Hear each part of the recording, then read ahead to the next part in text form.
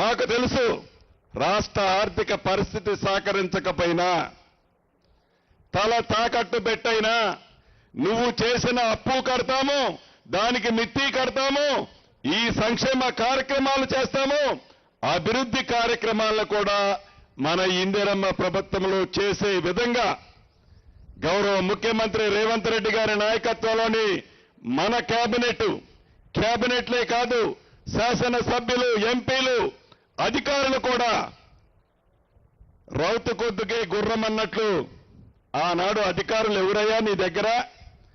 ఇద్దరో ముగ్గురో నీ గదిలో ఏది చెప్తే అదే నడిచేది. ఈనాడు అలా కాదు.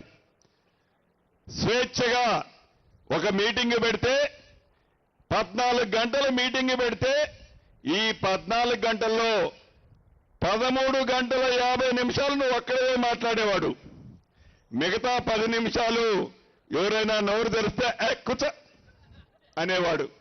కానీ ఈనాడు అధికారులు స్వేచ్ఛగా మాట్లాడే ప్రభుత్వం మన ఇందిరమ్మ ప్రభుత్వం. వారి ఆలోచనల్ని, సూచనల్ని పాలు పంచుకొని పేదోడికి మంచి జరుగుద్దంటే వాళ్ళు చెప్పేది కూడా పూర్తిగా విని ఆ దిశలో మన ఇందిరమ్మ ప్రభుత్వం ఈరోజు పనిచేస్తుంది. చివరిగా మీకు ఒక్కటే చెప్తున్నా, అధికారులకి చెప్తున్నా, మనందరం అధికారులకి ముఖ్యంగా చెప్పేది, మనందరం రైతు కుటుంబాల నుంచి వచ్చిన వాళ్ళం, రైతు కూలీల నుంచి వచ్చిన వాళ్ళం, పేదోడి కష్టమేంటో తెలిసిన వాళ్ళం, రైతు బాధలేందో తెలిసిన వాళ్ళం.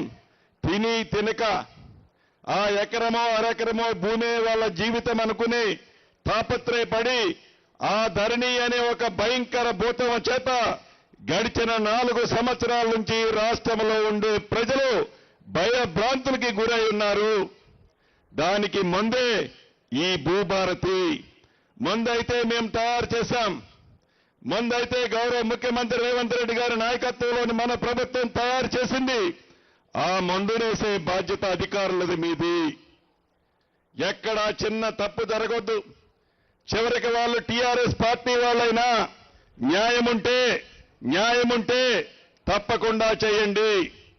న్యాయం లేకపోతే శ్రీనివాసరెడ్డి అయినా నా భూమి అయినా కూడా చేయాల్సిన పని లేదు.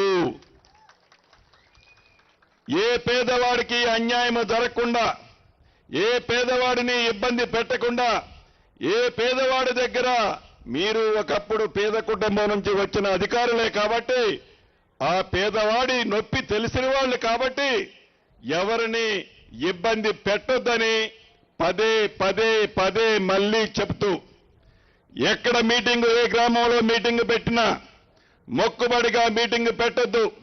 ఉదయం 9 గంటలకు మీటింగ్ స్టార్ట్ కావాలి.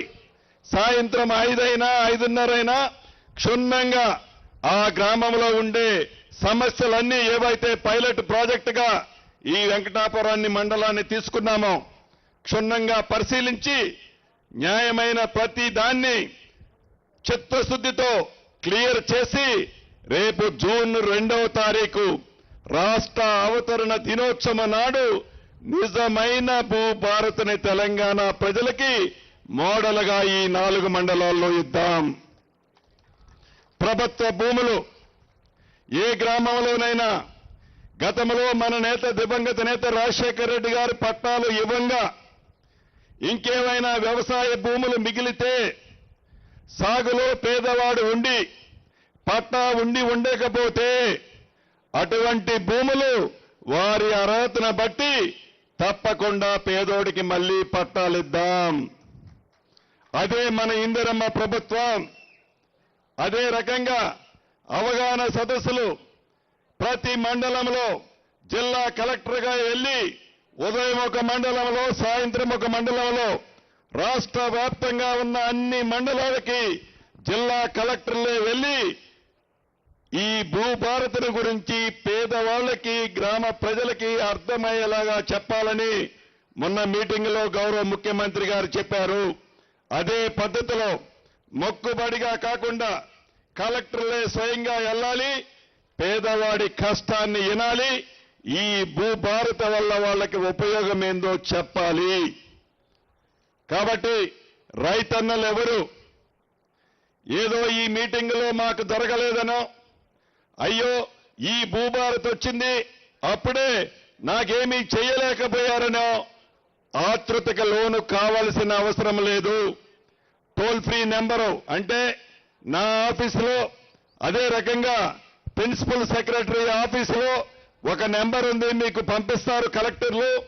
ఆ నెంబర్కి ఫోన్ చేస్తే ఎక్కడైనా ఇబ్బంది ఉంటే వాటిని తప్పకుండా నా ఆఫీస్ కానీ సిసిఎల్ఐ ఆఫీస్ కానీ స్పందిస్తుంది. కాబట్టి ఏ కోర్టుకి మీరు వెళ్లాల్సిన అవసరం లేదు, మీ చెప్పులు అరిగిందాక తిరగాల్సిన అవసరం లేదు అని మరొక్కసారి నా రైతన్నలకు, ముఖ్యంగా నా ఆడబిడ్డలకు పేరు పేరున కృతజ్ఞతలు తెలియజేస్తూ, ఇది గిరిజన ప్రాంతం. ఈ గిరిజన ప్రాంతంలో గిరిజనులు, గిరిజనేతరులు ఉన్నారు కొన్ని మండలాల్లో. ఆ సమస్య ఉంది. ఆ సమస్యను కూడా ఒక కమిటీని వేసి, ఇది కేంద్ర ప్రభుత్వ పరిధిలో ఉన్న రాష్ట్ర ప్రభుత్వ పరిధిలో వరకు ఉండే అంశాన్ని ఒక కమిటీ ద్వారా దాన్ని కూడా శాశ్వత పరిష్కారము చేయాలన్నదే మనస్ఫూర్తిగా మన ఇందిరమ్మ ప్రభుత్వం యొక్క ఆలోచనని మీ అందరికీ తెలియజేస్తూ, మరొక్కసారి మీ అందరికీ శిరస వంచి కృతజ్ఞతలు తెలుపుతూ సెలవు తీసుకుంటున్నాను. Thank you very much.